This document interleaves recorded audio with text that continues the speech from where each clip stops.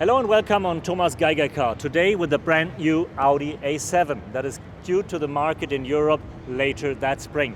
About half a year after Audi has presented its luxury sedan flagship A8, this is the more relaxed, the more comfortable, the more leisure derivative of the flagship. If it really drives more leisurable, more comfortable, and if you have more fun with it, that's what we're gonna find out. So join me on my test drive here on Thomas Geiger Car.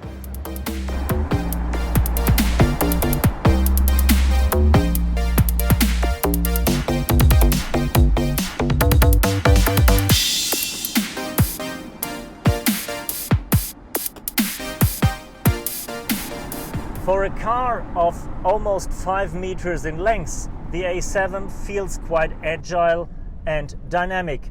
That is mainly due to the quattro all-wheel drive that shifts most of the power to the rear axle while driving in the standard mode, and it is due to the all-wheel steering because the wheels at the rear axle turn in for almost 5 degrees in certain situations, and that makes the car more agile and reduces the turning circle for more than 1 meter.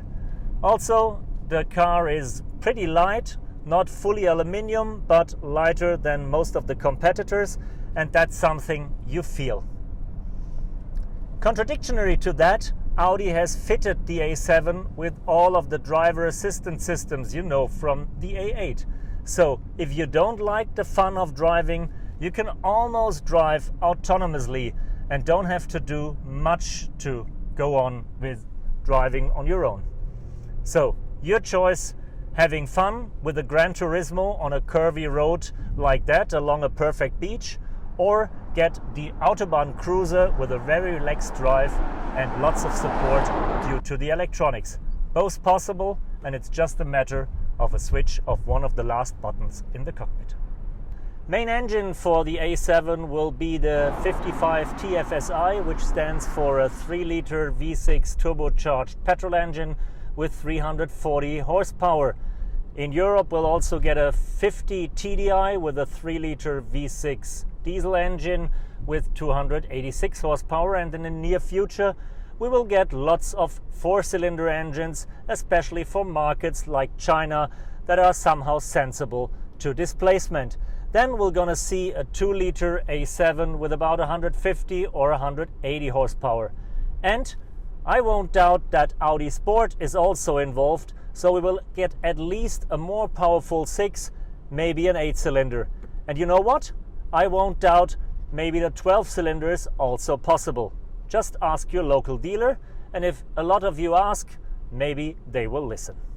Interesting detail about the engines: all engines are mild hybrid engines with a 48-volt belt-driven starter generator.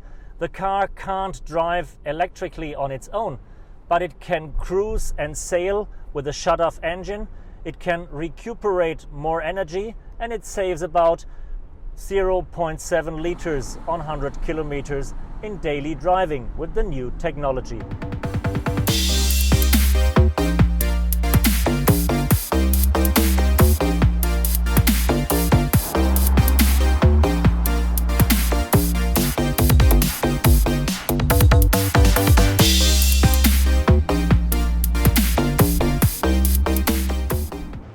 If you look back a few years, you couldn't realize what car is behind you because all the Audis somehow looked the same.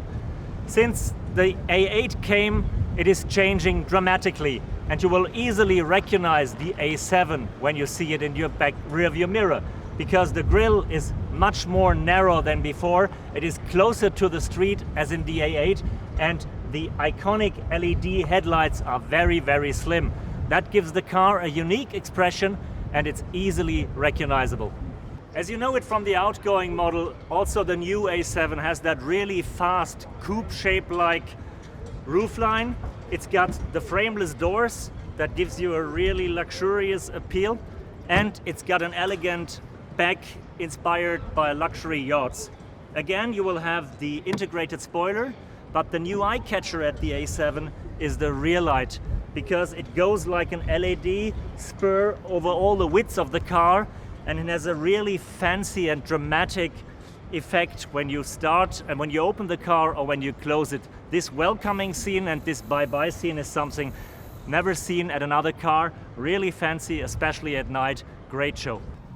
What really amazes me at the new A7 is the HMI concept, the human machine interface. It's not new, we've seen that at the A8, but it really looks amazing and it's really something that you don't see at any other car. Okay, we know the virtual cockpit with the big screen, even if it's a bit bigger and there are more pixels in now than in the outgoing models, but all the rest is really fancy new. I got two big touch screens and I got almost no buttons anymore. Even for the light switch and all that stuff, it's small touch screens. So the only buttons I have is the one for the driver assistance systems, handbrake and start stop. Even the emergency hazard lights are now integrated in a touchscreen. So it's really clean, very luxurious. It's somehow like an iPhone on wheels and I really like it. Compared to the A8, the rear seat of the A7 is definitely not the best place in the house. Head clearance is way less than in the luxury limousine and legroom also. But if you compare it to cars like the Mercedes CLS or the BMW 6 Series, it's a totally different picture. Then it is really comfortable. Getting in and getting out, you need to duck your head under the roofline, but once you're in the car, it is quite comfortable. And it is a bit fancy. You don't have the big touch screens like you have them in the A8, but at least the little touch screen here for the air condition is granted and gives the car a modern, luxurious appearance. Seats are comfortable, material is very well crafted. So for my choice, best place is behind the wheel, but it's more than acceptable to take the cruise on the back seat as well. Thank you for joining me on that first test drive with the new Audi A7. For me, one of the most emotional cars in its segment, and for sure the most casual car at the upper end of the Audi model range. It is way more pleasurable and relaxed compared to the new flagship sedan A8, and it's more casual than the upcoming A6 will be. And if you compare it with BMW 6 Series and with the new upcoming Mercedes CLS, it is the most fancy car in its segment due to its touch response HMI system with less buttons and more screens. So if you're the passenger sitting on the rear seat, then you definitely should go for an A8. But if you'd like to drive on your own and save some money, A7 is the choice. Thank you, tschüsschen, and bye-bye.